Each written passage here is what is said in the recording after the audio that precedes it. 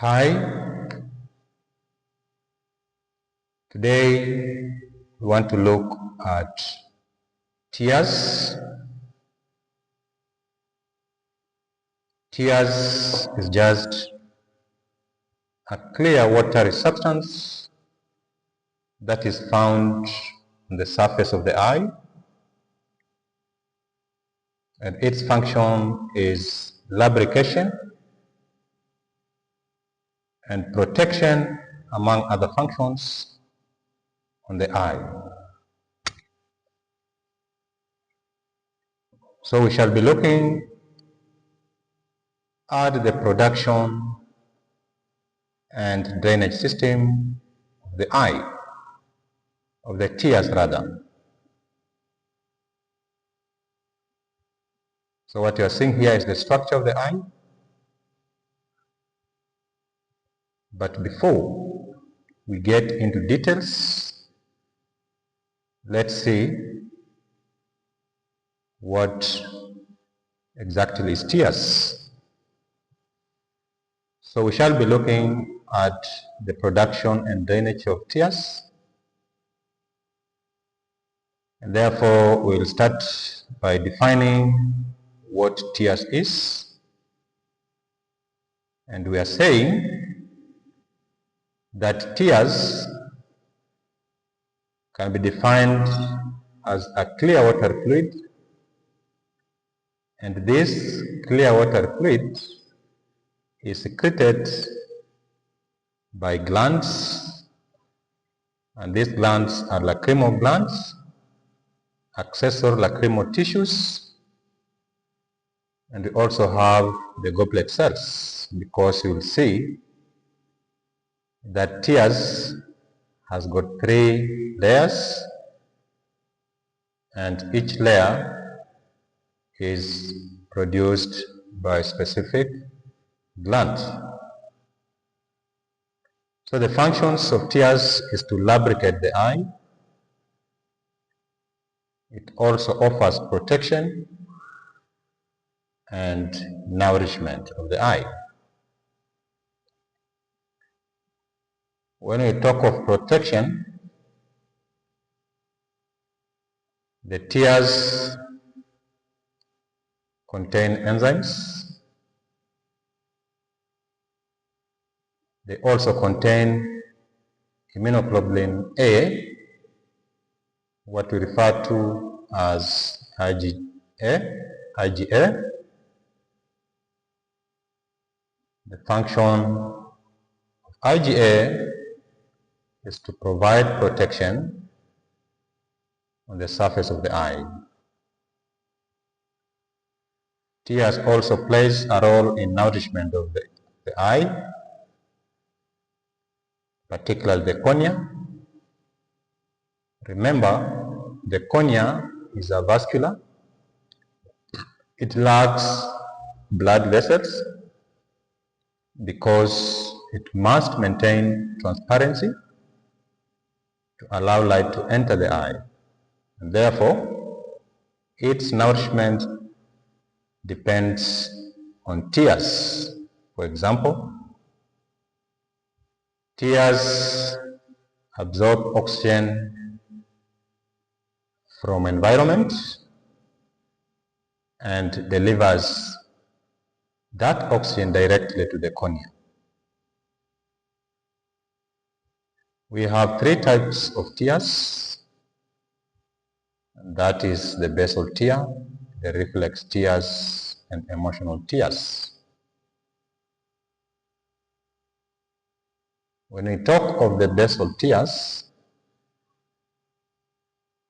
this is just the type of tears that is continuously produced to keep the eye moist.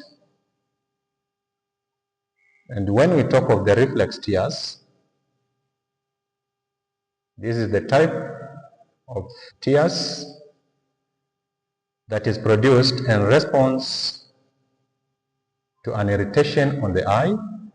For example, dust, or when you are exposed to onions. This is a common phenomenon. When you cut or peel off the onions, once that substance gets onto your eyes, you produce what we call the reflex tears. Then the emotional tears is triggered by strong emotions. So we are saying when you are emotional, the type of tears that will be produced is known as emotional tears. What you see here is just an extract on the surface of the eye to help us demonstrate the tear film structure. And what you see in pinkish color here is the cornea, which is just the surface or the outermost structure of the eye. And what you need to remember is that this cornea has got tiny structures on its surface, what we refer to as microvilli, upon which this tear film is spread, and therefore it plays a role in anchoring the tear film on the surface of the eye. From this point to this point here, we have our tear film, and as you can clearly see, the tear film has 3 layers.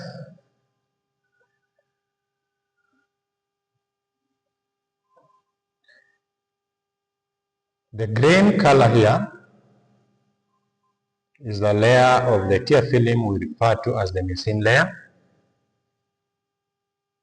The blue layer is the aqueous layer, and the outermost layer is the lipid layer.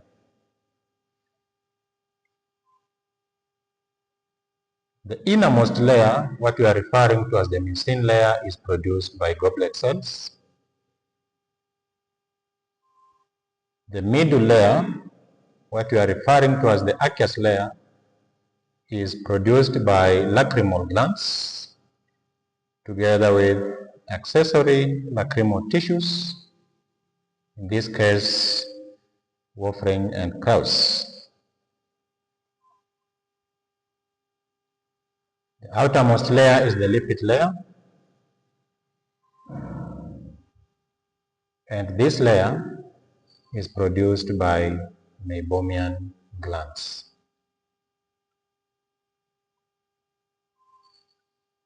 Function of this layer, the mucin layer, is to anchor the entire tear film on the surface of the eye.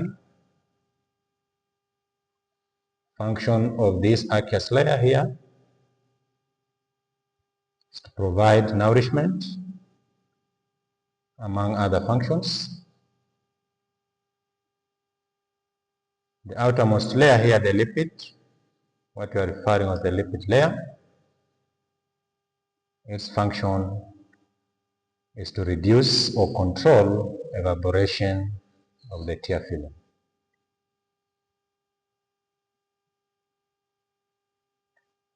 Here we have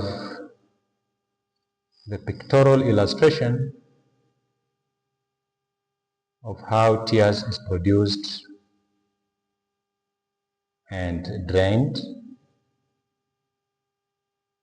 and therefore we shall start at this point here. This is the lacrimal gland. It produces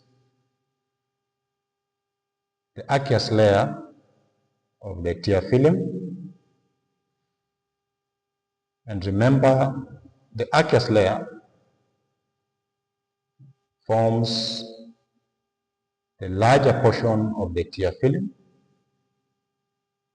It actually consists of about 90% of the entire tear film. So it's produced in the lacrimal gland here. Between the lacrimal gland and the eye, we have structures linking this gland and the eye. These structures are what we're referring to as excretory lacrimal ducts. Their function is to allow trickling of tears into the eye after production from the lacrimal gland. So your tears produced from lacrimal gland gets into the excretory lacrimal ducts onto the surface of the eye. When it reaches the surface of the eye, and during blinking, the upper eyelid and the lower eyelid, when they close during blinking, they spread these tears from this side towards this side.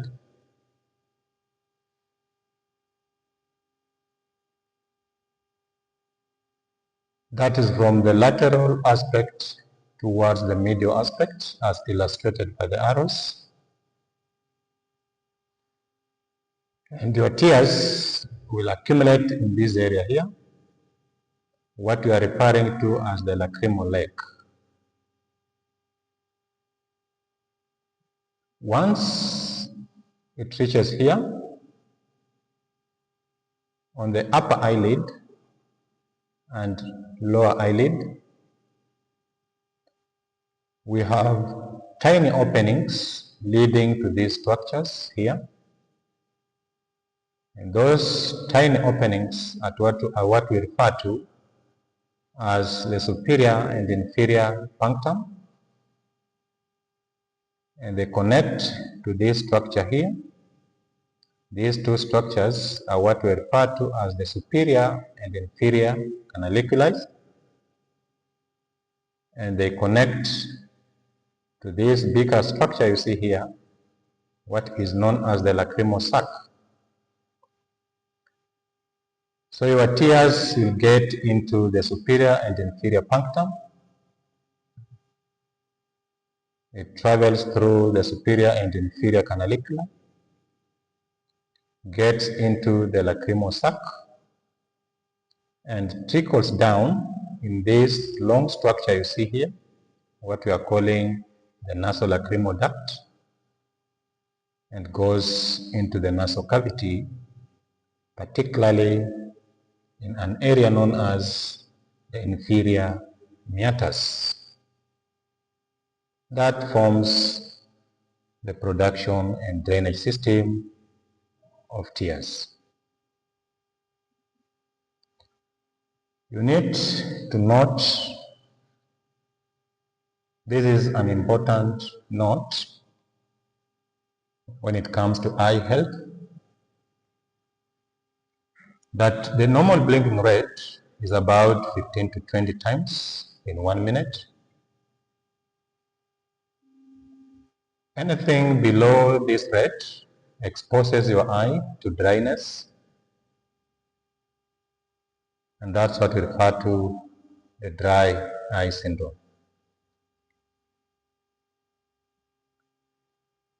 So we have some factors that can contribute in reducing the rate of normal blinking rate.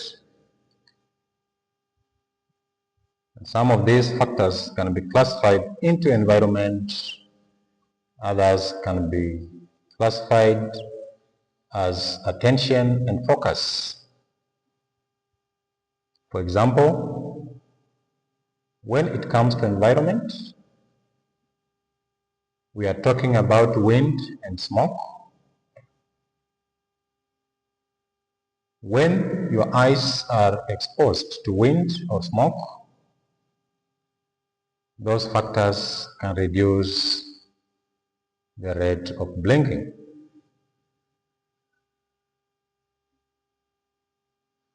When it comes to attention and focus, we are referring to prolonged use of computers and televisions, which can reduce the rate of blinking from 5 to 7 times in a minute,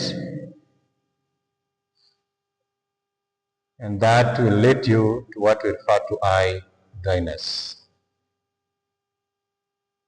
Therefore, people who use computers and televisions for prolonged period of time, you risk getting this condition, and this condition presents with symptoms such as irritation of the eye. Therefore, people whose profession is to use computers for prolonged hours, you need to take caution. Thank you.